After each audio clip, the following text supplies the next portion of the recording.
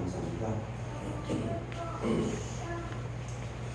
오늘 원래 최순남 선생님 대표인데 다음 주와 김숙자 선생님 대표인데 지금 기도 끝나고 나니까 그런 생각 보시죠.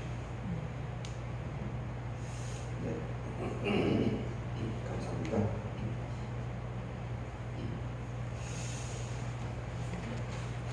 오늘 말씀은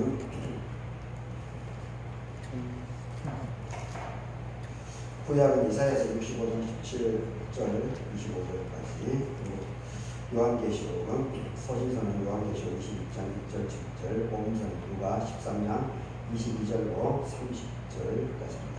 이것이 나머지 보도록 하겠습니다. 보라, 내가 새하늘과 새 땅을 창조하나니 이전 것은 기억되거나 마음에 생각나지 아니할 것이다. 너희는 내가 창조한 것으로 말미암아 영원히 기뻐하며 즐거워할지니라. 보라, 내가 예루살렘을 즐거운 손으로 창조하며 그 백성을 기쁨으로 삼고 내가 예루살렘을 즐거워하며 나의 백성을 기뻐하리니 우는 소리와 부르짖는 소리가 그 가운데에서 다시는 들리지 아니할 것이며 거기는 날씨가 많지 못하여 죽는 어린이와 수완이 차지 못한 노인이 다시는 없을 것이다. 또 백세에 죽는 자를 젊은이라 하겠고 백세가 못되어 죽는 자는 저주를 받는 자이리라. 그들이 가옥을 건축하고 그 안에 살겠고 포도나무를 심고 열매를 먹을 것이며 그들이 건축한 데에 타인이 살지 아니할 것이며 그들이 심은 것을 타인이 먹지 아니하리니 이는 내 백성의 수완이 나무의 수완과 같겠고 나의 택한 자가 그 손으로 일한 것을 기르게 누릴 것이며 그들의 수고가 헛되지 않겠고 그들이 생산한 것이 재난을 당하지 아니하니 그들은 여호와의 복된 자의 자손이고 그들의 후손도 그들과 같을 것입니다. 그들이 부르기 전에 내가 응답하겠고 그들이 말을 마치기 전에 내가 들을 것이다. 이리와 어린 양이 함께 먹을 것이고 사자가 소처럼 짚을 먹을 것이며 뱀은 흙을 양식으로 삼을 것이니 나의 성산에서는 해암도 없겠고 산암도 없으리라. 여호와께서 말씀하시니라. 아멘. 요한계시록입니다. 또 내가 새하늘과 새 땅을 보니 처음 하늘과 처음 땅이 없어졌고 바다도 다시 있지 않더라. 또 내가 내 거룩한 성 새 예루살렘이 하나님께로부터 하늘에서 내려오니 그 주리한 것이 신부가 남편을 위하여 안장한 것 같더라. 내가 들으니 보좌에서 큰 음성이 나서 이르되 보라, 하나님의 장막이 사람들과 함께 있고 하나님이 그들과 함께 계시니 그들은 하나님의 백성이 되고 하나님은 친히 그들과 함께 계셔서 눈물을 그 눈에서 닦아 주시니 다시는 사망이 없고 애통하는 것이나 독하는 것이나 아픈 것이 다시 있지 아니하리니 처음 것들이 다 지나갔으리라. 보좌에 앉으신 이가 이르시되 보라, 내가 만물을 새롭게 하노라 하시고 또 이르시되 이 말은 신실하고 참되니 기록하라 하시고 또 내게 말씀하시되 이루었도다. 나는 알파와 오메가요 처음과 마지막이라. 내가 생명수 샘물을 목마른 자에게 값없이 주리니 이기는 자는 이것들을 상속으로 받으리라. 나는 그의 하나님이 되고 그는 내 아들이 되리라. 아멘. 누가복음입니다. 예수께서 각성 각 마을로 다니사 가르치시며 예루살렘을 여행하시더니 어떤 사람이 자오되 주여 받는 돈을 받는 자가 찬송인가 그들에게 이르시되 좁은 문으로 들어가기를 힘쓰라. 내가 너희에게 이르노니 들어가기를 구하여도 못하는 자가 많으니라.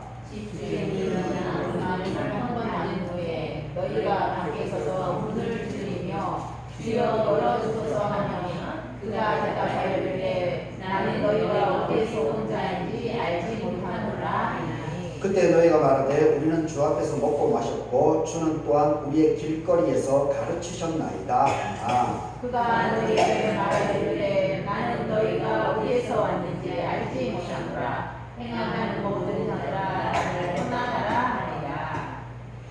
너희가 아브라함과 이삭과 야곱과 모든 선지자는 하나님 나라에 있고 오직 너희는 밖에 쫓겨나는 것을 볼 때에 거기서 슬피 울며 이를 갈리라. 사람들이 동서남북으로부터 와서 하나님의 나라 자체에 참여하시니 보라, 나중된 자로서 먼저 될 자도 있고 먼저 된 자로서 나중 될 자도 있느니라 하시니라. 아멘. 오늘 이 본문으로 자가도 하나님의 나라입니다. 자가도 하나님의 나라입니다. 이런 점으로 말씀을 생각해 보도록 하겠습니다. 오늘 성령 강의를 두고 7번째 주입니다. 그리고 저기는 11번째 절기인 소서 절기 5일째를 맞이하는 날입니다. 오늘 예배에 참석하신 여러분들에게 하나님의 은혜가 함께하기를 바라겠습니다. 오늘 세 본문은 전체적으로 개괄적으로 보자면 이런 내용을 담고 있습니다.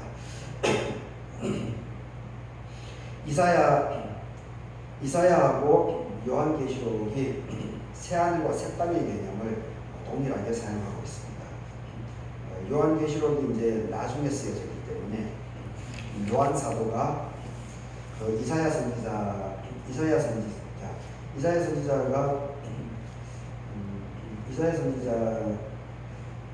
이사야서가 전체 66장으로 되어 있습니다. 저번에도 제가 얘기를 했는데 이사야 선지서는 참 특이합니다. 신구약 성경도 구약이 39권 그리고 신약이 27권이죠. 그래서 전체가 66권입니다. 66권. 근데 참 묘하게 이사야서가 전체가 66장으로 설계되어 있습니다. 이게 이 부분에 있어서 성경은 이제 전통적인 신앙을 갖고 있는 사람들은 성서 비평에 대해서 아직도 여전히 받아들이지 못하는 사람들이 있는 것이 사실입니다. 그런데 일반적으로 성경도 편집이 됐습니다. 이 부분은 분명히 알 필요가 있습니다. 성경이 1.1획도 오류가 없다라고 하는 것은 그것을 문자적으로 그것을 이해하면 안 됩니다. 그 의미를 받아들여야 되지 성경이 1.1획이 오류가 없는 것이 절대 아닙니다. 이집트 노예 생활, 애굽 생활 같은 경우도 성경에 두 가지가 기록이 되어져 있습니다. 400년에 대한 기록이 있고 그리고 430년에 대한 기록이 있습니다. 그러면 문자적으로 보게 되면 성경에 오류가 없다라고 하는 것이 잘못된 거죠. 그러니까 성경을 읽을 때 성경도 하나의 이 문서다라고 하는 것을 분명히 기억해야 됩니다. 성경이 이제 하나님의 말씀이기 때문에 이 하나님의 말씀을 존중하는 것은 참 좋습니다. 이 부분은 우리가 훼손할 필요가 없습니다. 하지만은 성경 부분에 있어서 1.1획도 오류가 없다라고 하는 그 문자에 빠지면 절대 안 됩니다. 성경을 깊이 있게 연구를 해야 됩니다. 그리고 분석하고 비평할 줄 알아야 됩니다. 그렇게 할 때 이것이 물론 그 과정이 참 힘듭니다. 제가 대학 시절에 이제 그 과정을 거치면서 엄청나게 힘들었습니다.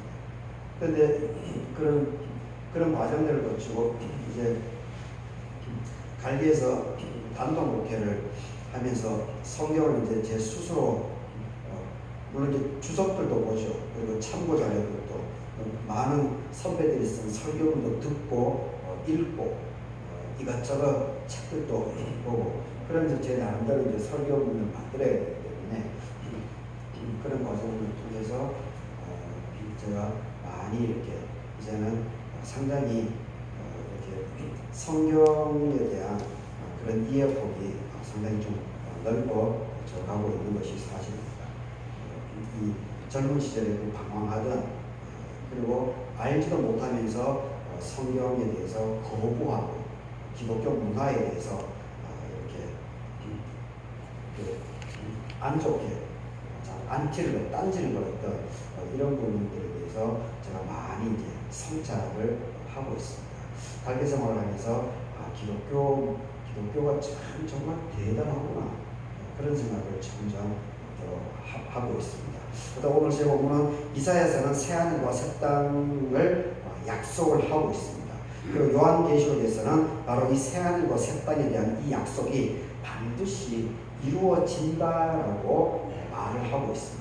그리고 누가복음에서는 그 하나님 나라를 향해서 오늘 좁은 문으로 걸어야 된다라고 얘기를 하고 있습니다. 결국 오늘 이 세 본문은 희망이라고 하는 것은 미래에만 있는 것이 아니고 오늘 지금 현재의 진실한 마음으로 신실한 마음으로 걸어 나아가는 한 발짝 여기에 있다라고 하는 것을 우리가 생각해 볼 수가 있습니다. 이사야서를 보게 되면 이스라엘은 포로 생활을 마치고 돌아왔죠. 바벨론 포로 생활. 북이스라엘은 예수님 오시기 전 720년 전에 멸망을 했죠. 그리고 남유다도 북이스라엘이 아시리아에 멸망한 이후 200년이 지난 520년경에 이 바벨론에 의해서 그 예루살렘 성이 함락당하게 되죠. 그래서 70년 동안 포로 생활을 하게 됩니다. 그런데 참 감사하게도 바벨론 새롭게 일어난 페르시아, 지금의 이란 전쟁이 일어난 그 이란 전쟁이 이스라엘 총리 네타냐후하고 트럼프가 이란을 공격해 하지 않았습니까? 바로 그 이란이 바로 성경에 나오는 페르시아입니다. 그러니까 지금 이스라엘은 이 이란에 대해서 아주 감사하게 생각해야 됩니다. 바벨론 포로 생활을 종집으로 끊어준 나라가 바로 이 페르시아입니다. 지금의 이란입니다. 그런데 지금 이란을 전쟁을 일으키고 그렇게 하고 있죠. 그래서 이 페르시아의 고레스 왕으로 인해 가지고 70년대 해방 포로 생활을 종집을 끊었을 뿐만이 아니고 이 고레스 왕은 또 놀라운 것은 뭐냐면은 예루살렘 성전, 예루살렘 이 사람들을 귀환시킵니다. 자기 고국 땅으로 가게 하죠. 그리고 허물어졌던 예루살렘 성전을 복원할 수 있게끔 지원을 해줍니다. 자, 그래서 사성경에는 이 유대인이 아닌 고레스 왕을 하나님의 사람이다라고 기록을 하고 있습니다. 정말 놀라운 일입니다. 근데 지금 몇천 년, 한 2,500년이 지났죠. 2,500년이 지나 지금의 그 이란을 네타냐후 이스라엘의 총리라고 하는 사람이 그 은혜의 나라인 이란을 공격하는 일이 벌어지고 있는 것이 참 안타까운 일입니다. 여하튼 현실이 돌아왔지만 현실은 초라했죠. 성벽이 무너져 있었고 백성들은 가난했습니다. 그리고 희망도 없었죠. 그런데 그때 하나님께서 오늘 17절에서 말씀을 하고 있습니다. 보라, 내가 새 하늘과 새 땅을 창조한다. 황폐한 아무런 희망이 없는 70년 동안 관리가 안 돼 있으니까 예루살렘 성전이 얼마나 거기 풀도 나고 막 그렇게 하지 않았겠습니까? 그런데 하나님께서는 보라, 내가 새 하늘과 새 땅을 창조한다. 그 황무지 같은 곳에 하나님께서는 이렇게 선포를 하고 있습니다. 여기서 이 새 하늘과 새 땅이라고 그러는데 이 새롭다라고 하는 것, 이 new, 이것은 영어로 이제 AW, 이 new라고 하는 것은 단순히 새 것을 만드는 것이 아니고 망가진 세상, 이것을 하나님이 다시 회복시킨다, 질서를 다시 만든다, 이렇게 해석을 하는 것이 더 좋겠다, 그런 생각을 해보게 됩니다. 우리는 그래서 이 19절을 보게 되면 하나님께서 새로운 희망을 부여해 주신다. 그래서 19절에 보게 되면 우는 소리가 우는 일이 끝나게 될 것이다, 이렇게 얘기합니다. 그리고 20절을 보게 되면 오래 살 것이다. 그리고 22절을 보게 되면은 집을 지으면은 내가 내 수고로 집을 짓게 되면은 남들이 절대 빼앗지 않을 것이다. 그리고 또 23절을 보게 되면은 심으면 자기 스스로가 먹는다. 이것도 내가 수고하고 노고한 그 결실 그대로 먹는다는 겁니다. 사람들 중에 자기가 수고하면서 그 결실을 다 따먹지 못하는 사람이 있습니다. 참 안타까운 거죠. 물론 그것이 밑거름은 될 수가 없죠. 개인적으로 노무현 대통령 같은 경우가 참 안타깝다 그런 생각이 드는데, 노무현 대통령이 현직에 있을 때 얼마나 욕을 했습니까? 진보진영 내부에서도 엄청난 욕을 했죠.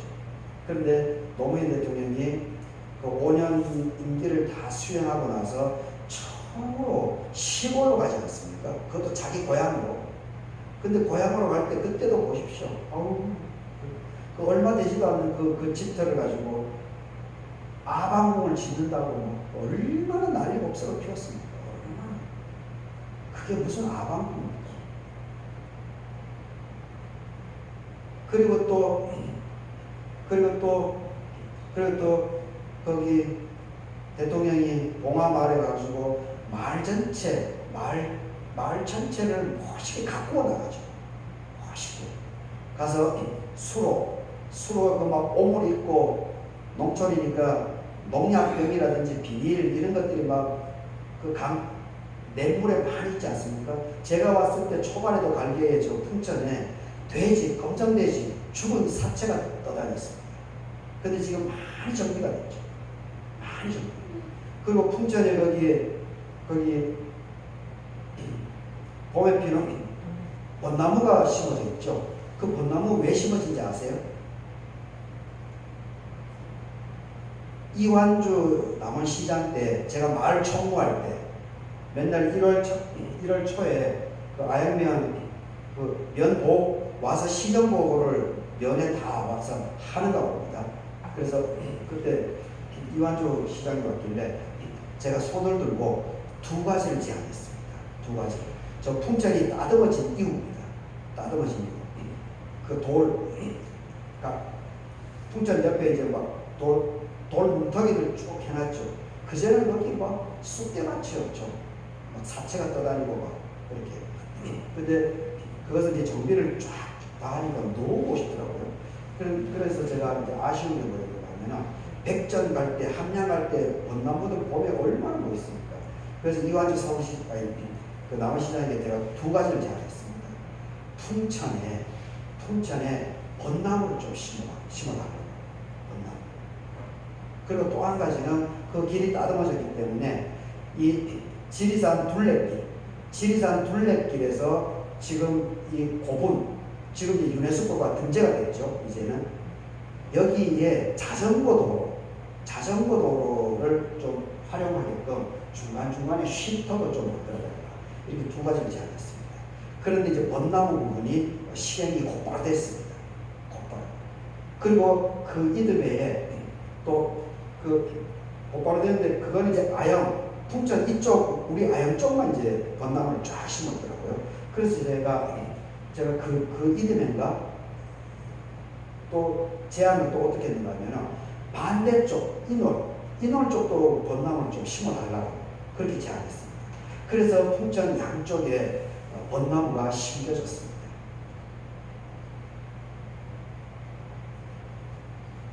누군가가 해야 됩니다. 말만 하는 것이 아니고 누군가가 문제의식을 느꼈으면 그 대안을 찾아가야 됩니다. 남들 얘기할 필요 없습니다. 내가 움직이면 됩니다. 근데 하지는 않고 막 말만. 노무현 대통령 그러나서 또 이명박이가 막 검찰을 이용해서 들쑤시죠. 노무현의 형까지도 막 들쑤시고 그리고 노무현의 측근들도 막 들쑤시고. 그러니까 노무현 대통령이 책임을 자기 생명을 하고 그걸 바꿔보지 않습니까? 정말 대단한 사람입니다. 그리고 나니까 지금 한국 사회가 이 정도가 지금 된 겁니다. 그 한 사람의 죽음, 희생, 물론 그 한 사람만은 아니죠. 김대중 대통령님을 비롯해서 그리고 하는 숱하게 많은 시민단체 활동하시는 분들, 뜻있는 깨어있는 지식인들, 이런 사람들의 노고가 다 융합이 돼서 지금 이 정도까지 기반이 갖추어진 것을 봅니다. 하여튼 집을 지으면 남이 빼앗지 않고 22절에서 심으면 자신이 먹고 13절에서 이것보다 더 큰 축복은 없습니다. 그런데 한편으로는 다음 세대, 자식 새끼들을 위해서 내가 희생이 되더라도 빗거름을 깔아주는 이러한 정신도 참 저는 중요하다고 봅니다. 그래서 제가 노무현을 언급했습니다. 저 벚나무를 언급했습니다. 24절에서는 평화가 회복된다고 얘기를 하고 있습니다. 그리고 마지막 25절에 있어서는 유명한 언급이죠. 오늘 교동문에서도 이 구절이 나오는데 25절에서 이리가 어린 양과 함께 먹는다. 원수까지 화해하는 세상이 된다. 이것이 바로 새하늘과 새 땅. 그리고 이것이 바로 하나님의 신약에서 예수님께서 늘 얘기하는 하나님의 나라. 하늘 나라가 아닙니다. 물론 이제 포괄적으로 받아들여도 되긴 되지만 이 하나님의 나라라고 하는 죽음 이후에 가는 그런 개념으로 자꾸 우리가 협소하게 이해를 해서 그렇게 하는데 그러지 않습니다. 죽음 이후 부활신앙이 있기 때문에 성경에서는 분명히 그것을 예수님의 부활을 우리가 기록이 되어 있기 때문에 부활신앙을 갖고 있습니다. 그렇기 때문에 죽음 이후에 이 하늘나라 이것도 우리는 존중해야 됩니다. 존중해야 되지만 이 하나님의 나라라고 하는 것은 지금 현재입니다. 지금 현재 더불어 함께 이 부분이 엄청나게 강조가 되고 있습니다.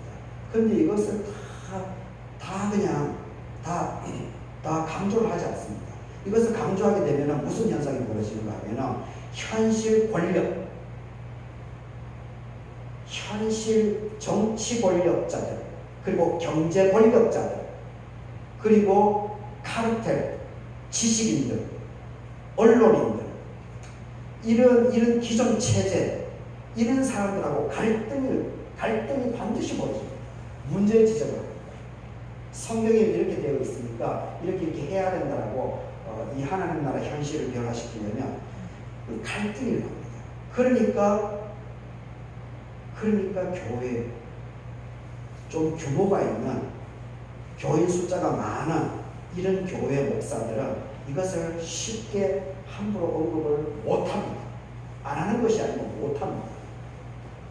그리고 교회에 그 카르텔 구조에 있는 사람들이 있을 텐데 장로도 있고 그리고 헌금 많이 내는 사람도 있고 그러면 목사가 탄핵되죠. 쫓겨나죠.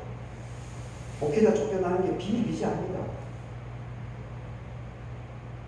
하여튼 이 하나님의 나라, 새하늘과 새 땅, 이 하나님의 나라라고 하는 것은 죽음 이후에 뿐만이 아니고 지금 이 땅, 이 현실, 여기까지도 포괄하고 있다라고 하는 것을 우리가 반드시 기억해야 됩니다. 이것을 놓치게 되니까 지금 태극기 부대가 난리가 없어요. 저는 제가 볼 때는 정신병자라고 합니다. 저는 성서의 정신을 완전히 짓밟아 버리는 겁니다. 우리가 그리스도인들이 제대로 하나님의 말씀을 잘 이해하고 해석하고 적용했으면 좋겠습니다. 제가 북한도를 다녀왔죠. 북한도 면동촌 사람들이 땅을 개인 욕심이 아니고 공동체를 살리는 터전으로 함께 경작했다라고 하는 것이 저는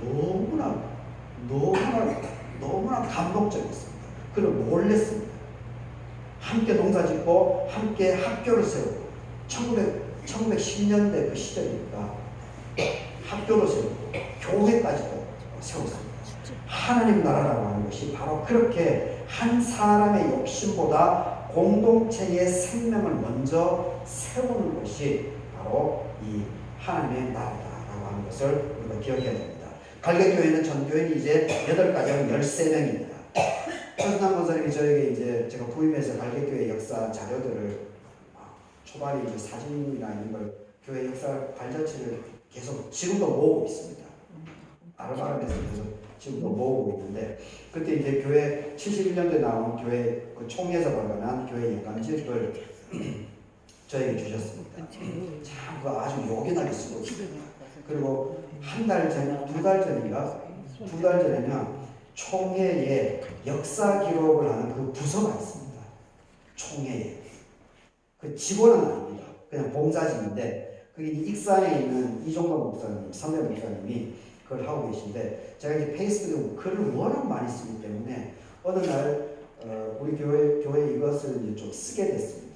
그래서 그분은 이제 제 페이스북을 늘 보니까 저희한테 전화를 주셔가지고 강 목사 그 교회 연감지 71년도 교회 연감지 내일 좀 보내줘.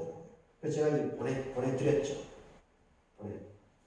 그렇게 이분은 참 저보다 연배가 많으신데 컴퓨터를 참 잘 다룹니다.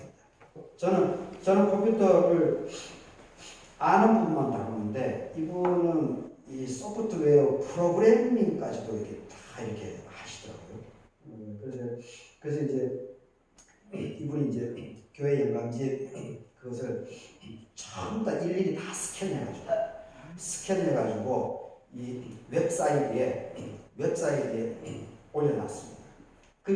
그러니까 돈도 안 받으면서 얼마나 시간이 들어가고 노력이 들어갑니까? 그렇게 하니까 이제는 전 세계인이 그 클릭하면 그걸 다 볼 수 있습니다. 다 볼 수 있습니다. 참 정말 이런 사람들이 자꾸 많아져야 됩니다.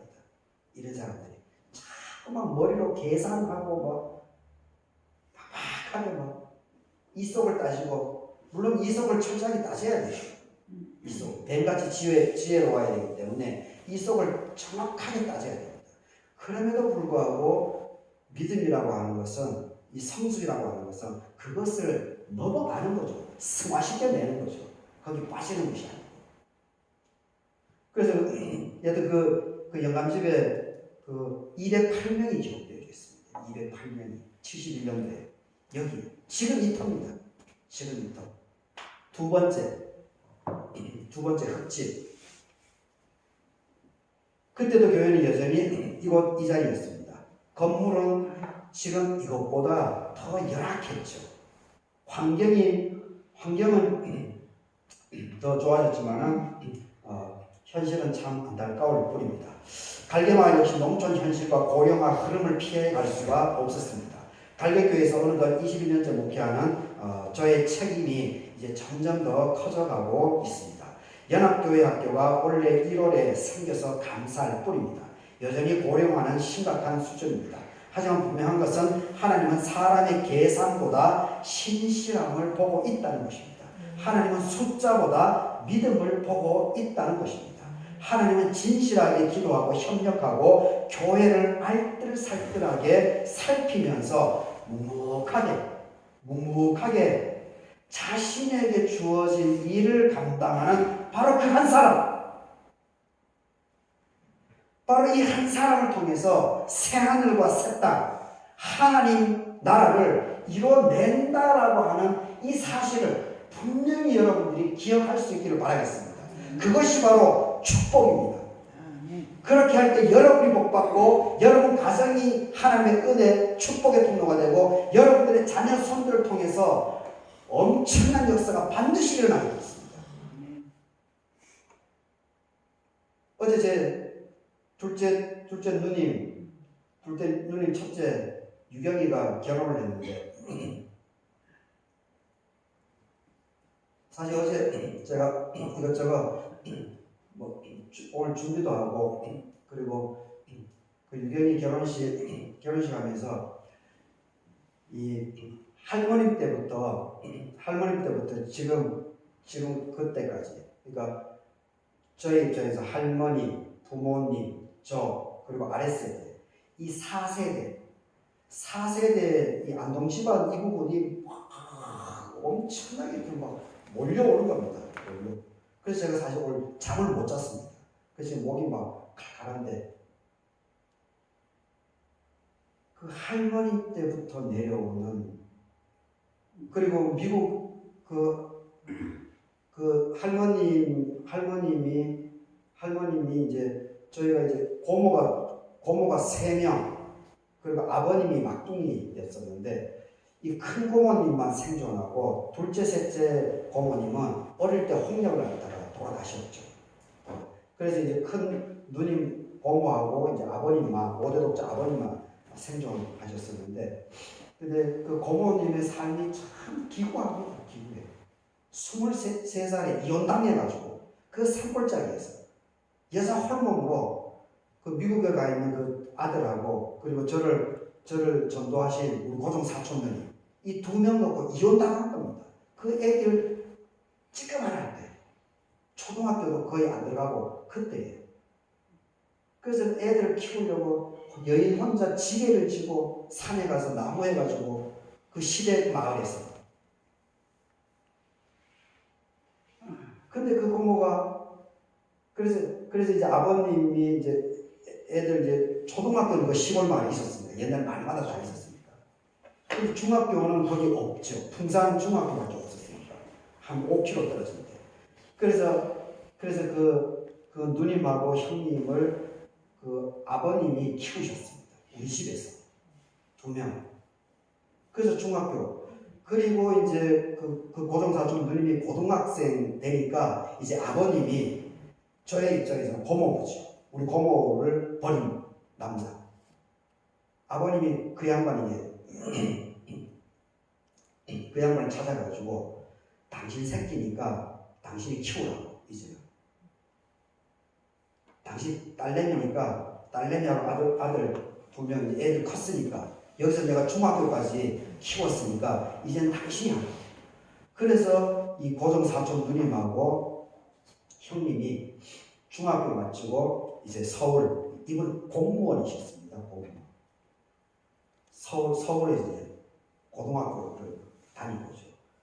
그리고 이제 사촌 형님이 이제 미국으로 가서 생활하시고. 그래서 이제 고모가 53살 때, 93살로 돌아가셨는데 53살 때 이제 그 형님이 자기 어머니 이제 미국에서 기반이 잡혔으니까 고모를 미국으로 불러낸 겁니다. 그래서 53살부터 93살까지 40년을 거기서 교회 다니면서 그 아들하고 같이 아주 평안하게 생활했습니다. 그러니까 그 아버지가 어떤 줄 아십니까? 그 아버지가 고모를 버렸던 그 아들내미가 미국 가 있으니까 야 나도 미국 가서 생활하면 안 돼? 그러니까 용납이 안 되죠. 그 아들은. 여하튼 이게 참 새하늘과 새 땅이라고 하는 것이 근데 저는 그것을 생각하면서 야 이 고모가 고생은 참 지독하게 남자로부터 버림받고 찌끄만한 애새끼를 2명 키우고 시댁 집안에서 얼마나 힘들었겠습니까? 그 정신적인 고뇌는 얼마나 심각하겠습니까? 그런데 그것을 다 어떻게 이겨낸 것이고 그러니까 말년에 53살이 돼가지고 그때부터 40년 동안은 정말로 평안한 길을 아들하고 손주를 보면서 평안한 그 삶을 하나님께서 허락해 준 것이 아니겠습니까? 그래서 저는 그걸 보면서 야 이게 맞받아치고 싸우고 이런 것이 아니고 그냥 어렵더라도 힘들더라도 나에게 주어진 이것을 그냥 묵묵하게 살아내는 그 자체 이것이 축복의 과정이지 않을까. 그렇게 하게 되면 하나님께서 반드시 시간이 다소 걸릴지는 모르겠지만 이것을 책임져 주신다. 오늘 본문도 바로 그 내용입니다. 그 내용. 계시록에서는 요한은 핍박받는 교회에게 말을 하고 있습니다. 세상이 끝나는 것이 아니고 하나님이 새롭게 하신다는 겁니다. 제가 이 말씀을 준비하면서 가장 저희에게 깊게 다가온 것은 3절입니다. 3절.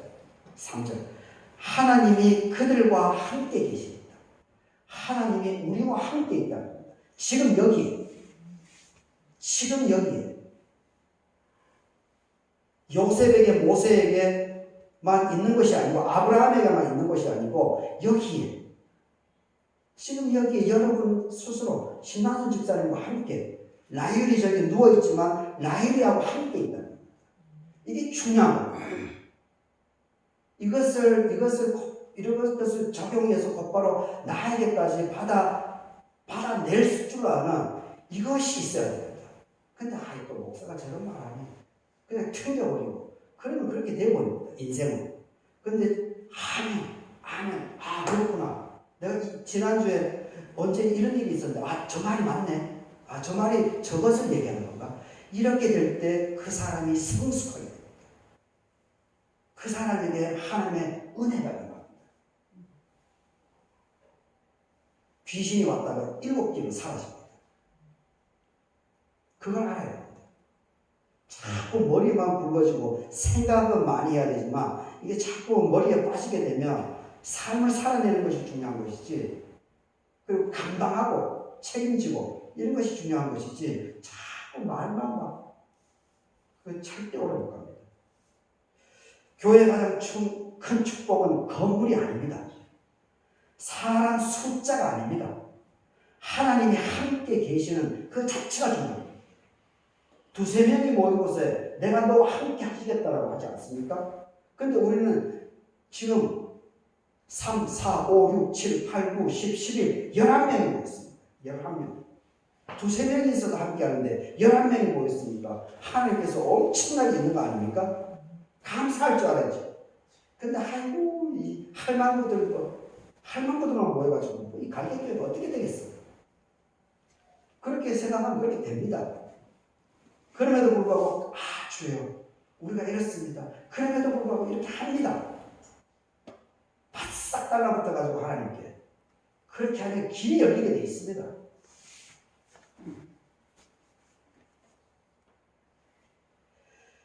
함께 계십니다. 그리고 4절 보십시오. 참 4절이 저는 은혜가 있는데 4절을 보게 되면 눈물을 닦아주신다. 눈물을 닦아주신다 이렇게 얘기하고 있습니다.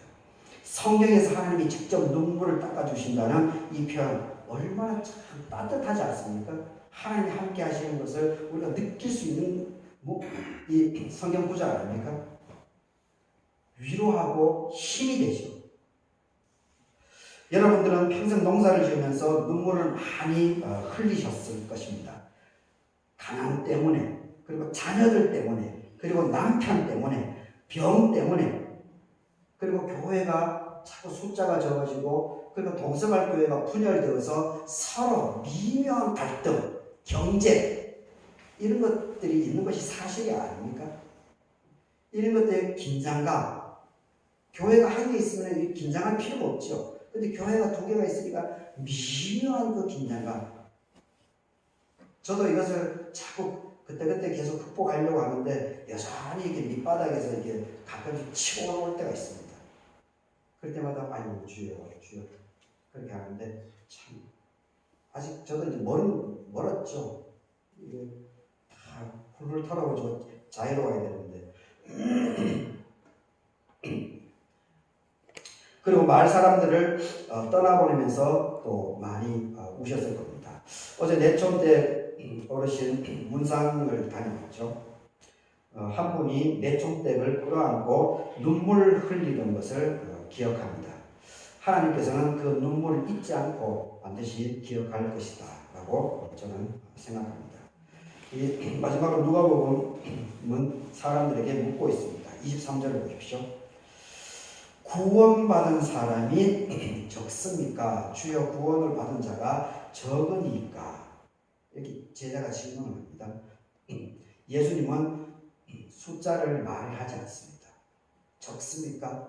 적어, 많아. 이렇게 거기에 대해서 반응을 보이지 않습니다.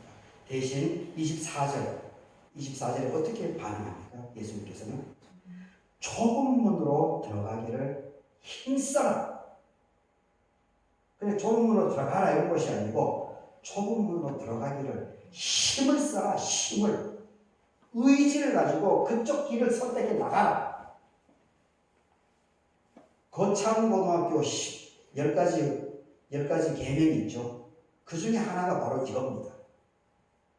부모들이 좋아하는 걸, 삐까번쩍하고 성공하는 그런 길, 남들이 많이 가는 길, 그 전부 다 세상적인 물욕이 있죠. 권력욕이 있는 겁니다. 그 길 가지 말라는 겁니다. 어렵더라도 너의 길을 가라라고 하는 것이 거창고등학교 10가지 계명 중에 한 가지입니다. 바로 오늘 이 본문이 바로 예수님 24절이 바로 겁니다. 좁은 문으로 들어가기를 힘을 써서 의지적으로 그쪽 길을 선택해 나가라는 겁니다. 교회 관심은 몇 명인가가 아닙니다. 내가 하나님과 함께 걷고 있는가, 이것이 중요합니다. 좁은 문은 매일 믿음을 지키는 길입니다. 그리고 용서의 길이기도 합니다. 또한 기도의 길입니다. 예배하는 길이기도 합니다. 끝까지 주님과 함께 걷는 것이 참 중요합니다. 나중된 자는, 예수님은 나중된 자가 먼저 된다라고 30절에서 이렇게 언급을 하고 있습니다. 세상은 큰 교회, 많이 모인 교회를 앞세우지만은 하나님께서는 말씀에 순종하고 자기에게 주어진 일을 책임지고 묵묵히 살아가는 사람을 기억하고 있음을 우리가 잘 새길 수 있기를 바라겠습니다. 예배당을 지키는 한 사람, 교회를 지키는 한 사람이 있을 때, 마음 중심을 단단히 잡고 있을 때 이 예배는 살아나게 되어 있습니다. 교회는 살아나게 되어 있습니다. 칡꽃 향기가 산골을 채우는 여름마다, 그리고 청국장 냄새가 퍼지는 겨울마다 갈개교회에서 드려지는 예배, 이것은 하나님 나라를 일으켜 세워나가는 한 조각이 될 수 있다는 것을 여러분들이 오늘 이 시간에 잘 마음에 새길 수 있기를 바라겠습니다. 그래서 남들 얘기하지 말고 여러분 스스로가 여러분에게 맡겨진 그 일을 묵묵하게 꾸준하게 감당해 나갈 수 있기를 바라겠습니다. 다 같이 기도하도록 하겠습니다. 지혜로우신 하나님 아버지, 새하늘과 새 땅을 약속하시고 우리를 그 소망 가운데 살게 하시니 감사드립니다. 세상은 작은 것을 쉽게 잊지만 주님께서는 갈개교회를 잊지 않으심을 믿습니다. 8가정 13명의 교우들이 드리는 예배를 기쁘게 받아주시고 특별히 교회를 지키고 기도하는 우리 교우들에게 날마다 새로운 힘을 더하여 주옵소서. 눈물이 많은 삶을 살아오신 어르신들의 눈물을 주께서 친히 닦아주시고 병든 몸에는 위로를, 외로운 마음에는 평안을, 자녀와 손주들을 위한 기도에는 응답의 은혜를 허락하여 주시옵소서. 우리에게 교회의 크기나 숫자에 연하지 않게 하시고 끝까지 믿음을 지키는 신실함을 허락하여 주옵소서. 좁은 문을 걸어가는 믿음을 잃지 않게 하시고 8가정 13명의 갈개교회에서 드려지는 예배가 하나님 나라를 드러내는 귀한 등불이 되게 하옵소서.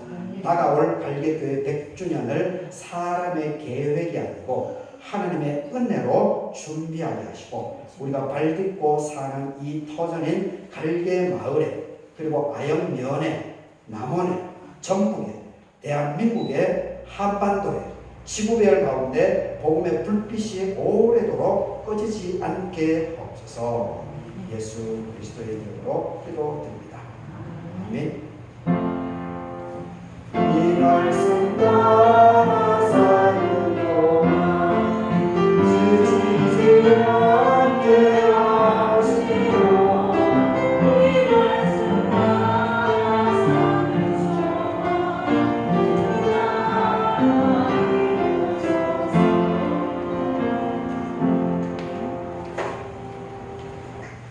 286장 찬송하고 이분도 보자니